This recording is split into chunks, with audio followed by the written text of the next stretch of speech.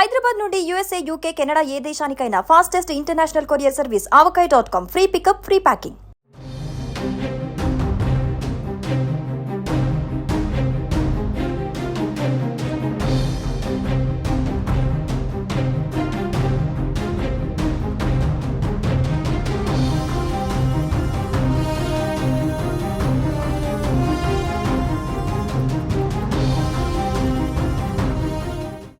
ధర్మస్థలిలో అసలేం జరుగుతోంది? ఇప్పటి వరకు సిట్ అధికారులు ధర్మస్థలిలో 1 నుంచి 9 స్పాట్లనైతే తవ్వి చూశారు. అక్కడ కొన్ని అవశేషాలైతే బయటపడ్డాయి. వాటిని ఫోరెన్సిక్ కి పంపించడం జరిగింది. ఇవాళ 5వ రోజు తవ్వకాలు కొనసాగిస్తున్నారు సిట్ అధికారులు. సో నేత్రావతి నది సమీపంలో అటవీ ప్రాంతంలో 9వ పాయింట్ వద్ద అధికారులు మానవ అవశేషాలు గుర్తించే పనిలో అయితే పడ్డారు. ఇప్పటి వరకు ఏదైతే 1 నుంచి 9 తవ్వకాలు చేపట్టారో అక్కడ 6వ స్పాట్ లో మాత్రమే కొన్ని ఆధారాలు లభించాయి. అవి కూడా ఎముకలు లభించాయి. సో ఇప్పటి వరకు అయితే ఏవైతే ఆధారాలు లభించాయో అవైతే ఈ కేసు మీద ఎలాంటి ప్రభావం చూపవనే చెప్పాలి.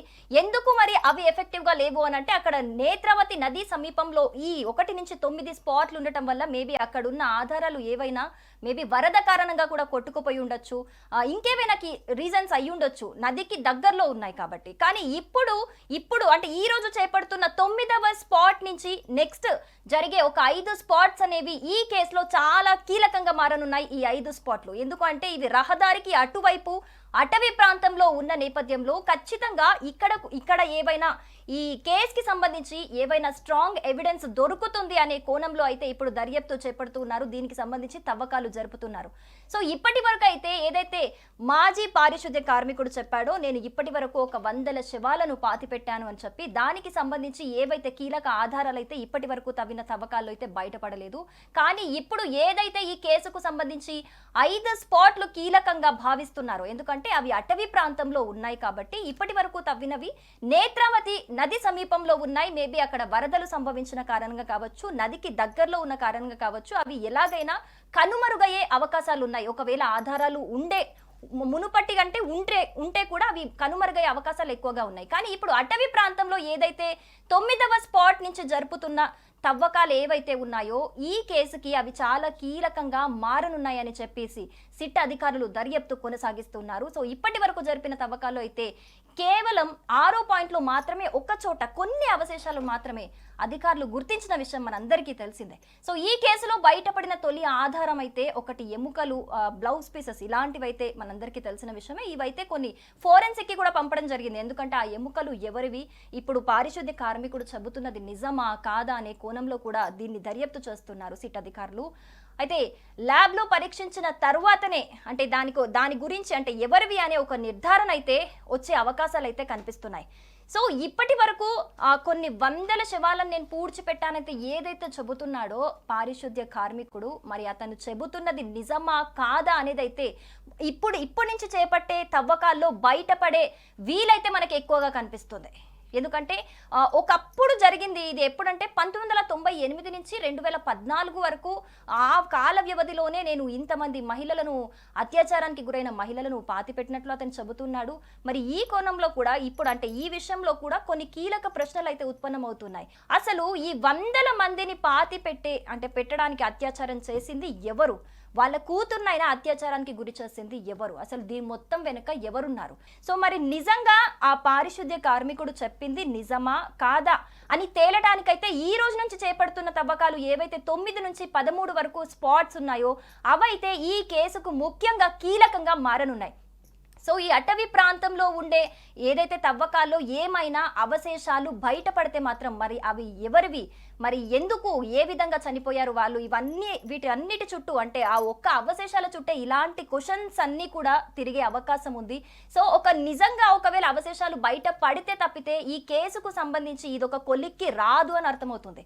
ఒకవేళ నిజంగా ఇప్పటివరకు ఏదైతే నార్మల్గా ఎఫెక్టివ్ ఇవ్వని అవశేషాలు ఏవైతే బయటపడ్డాయో అలాంటివి మాత్రమే అక్కడ దొరికితే ఏ డెడ్ బాడీ కానీ ఏ ఎముకలు కానీ అంటే అంటే పూడ్చిపెట్టిన దానికి సంబంధించి ఏవైనా ఆధారాలు లభించకపోతే గనక మరి ఈ కేసుకు సంబంధించి ఎలాంటి ఎవిడెన్స్ ఉండదు అనే మనం చెప్పుకోవాలి. సో ఈ నేపథ్యంలో అయితే ఇప్పటి వరకు చేసిన తవ్వకాల కంటే కూడా ఇప్పుడు అటవీ ప్రాంతంలో చేస్తున్న 9 నుంచి 13 వరకు ఉన్న స్పాట్స్ అనేవి ఈ కేసుకి అయితే మెయిన్గా కీలకంగా మారనున్నాయి. సో అందుకే సిట్ అధికారులు ఆ పారిశుద్ధ్య కార్మికుడితో కలిసి దగ్గరుండి మరి దీనికి సంబంధించిన తవ్వకాలు చేపడుతున్నట్లుగా అయితే మనకి సమాచారం అందుతోంది. సో దక్షిణ కన్నడ జిల్లాలో ధర్మస్థలి అనేది ఒక చిన్న గ్రామంగా చెప్పుకోవచ్చు. సో ఎన్నో ఏళ్ల కిందటే ఇక్కడ ఒక మంజునాథ స్వామి ఆలయం అయితే ఉంది. సో ఇక్కడికి అక్కడ చుట్టుపక్కల ఉన్న వాళ్ళే కాదు, ఎక్కడెక్కడి నుంచో కూడా అంటే వేరే రాష్ట్రాల నుంచి కూడా చాలా మంది భక్తులు అక్కడికి బారులు తీరుతారు. ఎందుకంటే ఇది ఒక శైవ క్షేత్రంగా ఎంతో ప్రసిద్ధి చెందింది కాబట్టి ఇక్కడ చాలా మంది ఎక్కువ సంఖ్యలో భక్తులు ఉంటారు. అంటే ఒక హడావిడి ఉన్న ప్రాంతంగా దీన్ని మనం చెప్పుకోవచ్చు. గత 5 దశాబ్దాల్లో ధర్మస్థల చుట్టుపక్కల ప్రాంతాల్లో ఎన్నో వైద్య కళాశాలలు, ఆయుర్వేద కళాశాలలు, విద్యా సంస్థలు అయితే వెలిశాయి. దీంతో భక్తుల రాకపోకలు కూడా ఒకప్పటికి ఇప్పటికి చాలా పెరిగాయని చెప్పుకోవాలి. సో అలాంటి చోట తాజా ఆరోపణలు అనేవి భక్తులందరికీ అక్కడ చుట్టుపక్కల ఉన్న వాళ్ళందరినీ కూడా ఒక విస్మయానికి గురి చేస్తున్నాయని మనం చెప్పుకోవచ్చు. ఎందుకంటే ఇది ఒక పుణ్యక్షేత్రంగా అందరూ భావిస్తూ ఉంటారు. పుణ్యక్షేత్రంలో కూడా మరి ఇలాంటివి జరగటం ఏంటి, ఒకటి కాదు రెండు కాదు ఒక వందల సంఖ్యలో శవాలు ఉన్నాయని చెబుతూ ఉండటం అయితే అందరినీ నిజంగా ఆశ్చర్యానికి గురి చేస్తుందని చెప్పాలి. మామూలుగా అయితే మనం చూస్తూ ఉంటాం శ్మశానాలలో శివుడి ఆలయం కనిపిస్తూ ఉంటుంది. అలాగే శివుడు ఖచ్చితంగా చనిపోయిన చోట విహరిస్తూ ఉంటాడు అని చెప్పేసి మన పురాణాల్లో కూడా ఉంది.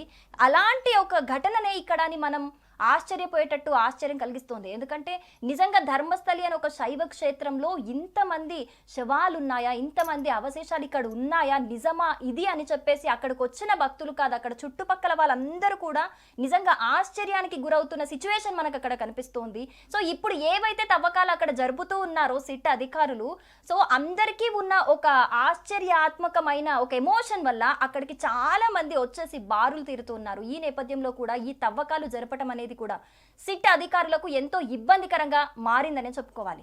సో గత 10 ఏళ్లలో ధర్మస్థల, పెల్దంగడి, ఉజిరే పిఎస్ పరిధిలో 450 మంది అనుమానాస్పదంగా కనిపించకుండా పోయారు.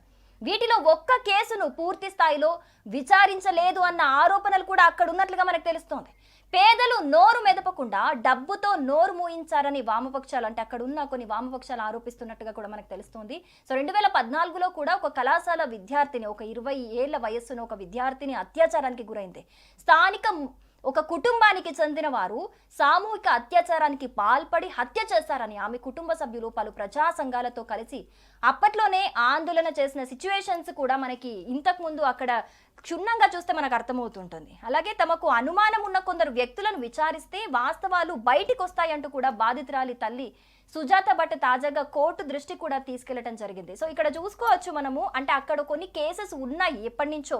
ఏదైతే ఈ పారిశుద్ధ్య కార్మికుడు చెప్పాడో అప్పటి నుంచి 1998 నుంచి అలాగే 2014 వరకు ఏవైతే ఇలా చేశానని చెప్తాడో సో అప్పటి నుంచి కూడా కొన్ని అత్యాచారానికి గురైన ఘటనలు, కొన్ని కేసులు నమోదు చేసినా కూడా మరి కారణాలు ఏవైనా ఉండొచ్చు కానీ వాటి మీద సరిగా దర్యాప్తు జరగలేదు అన్నట్టుగా మనకి తెలుస్తోంది.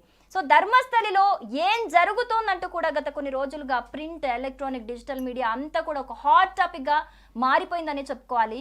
ఎందుకంటే నిజంగా ఇక్కడ వందల శవాలు ఉన్నాయా, నిజంగా ఉంటే అవి ఎవరివి, అసలు ఈ మొత్తం వెనుక ఈ జరిగిన దాని మొత్తం వెనుక ఎవరున్నారు, ఎవరు వాళ్ళని కాపాడారు అనే కొన్ని క్వశ్చన్స్ అయితే అందరి మైండ్లో ఉన్నాయి. సో ఈ నేపథ్యంలోనే ఈ రోజు ఏదైతే జరుపుతున్నారో 9 నుంచి 13 వరకు జరిపే ఈ స్పాట్లలో ఇవి మెయిన్ స్పాట్స్ అని చెప్పుకోవచ్చు. ఈ 5 స్పాట్స్ అనేవి ఈ కేసుకి ఒక కీలక ఆధారంగా మారనున్నాయని చెప్పుకోవచ్చు. మరి ఈ స్పాట్లలో ఏమేం బయటపడతాయి అనే దాని మీద యావత్ దేశం అంతా కూడా ఉత్కంఠంగా ఎదురు చూస్తోంది. సో ఈ తరుణంలో కొందరు పెద్దలు ధర్మస్థలి పేరును చెడగొడుతున్నారంటూ బెంగళూరులోని సిటీ సివిల్ కోర్టులో పిటిషన్ అయితే వేశారు. దీంతో సామూహిక ఖననాలకు సంబంధించిన వేల కొద్ది కథనాల లింకులను తొలగించాలని, అసత్య ప్రచారం చేయొద్దని మీడియాకు సూచిస్తూ న్యాయస్థానం గాగ్ ఆర్డర్నిచ్చింది. ఆ ఆదేశాలను సవాల్ చేస్తూ ఒక యూట్యూబ్ ఛానల్ ప్రతినిధులు కర్ణాటక హైకోర్టుకు వెళ్లారు. సో కోర్టు ఆ గాగ్ ఆర్డర్ను కొట్టేస్తూ శుక్రవారం అయితే ఆదేశాలు ఇచ్చింది. సుమన్ టీవీలో మీ పర్సనల్ అండ్ బిజినెస్ ప్రమోషన్స్ కోసం కింది నెంబర్కి కాంటాక్ట్ చేయండి. డ్రగ్స్, గంజాయి లాంటి చెడు వ్యసనాలకు దూరంగా ఉండండి. తాత్కాలిక ఆనందం కోసం జీవితాలని నాశనం చేసుకోవద్దు. డ్రగ్స్ విక్రయాలు, దందాలు నిర్వహిస్తే 1800-599-6969 టోల్ ఫ్రీ నంబర్ కి కాల్ చేయండి. డ్రగ్స్, గంజాయిని నిర్మూలిద్దాం, భవిష్యత్తును కాపాడదాం.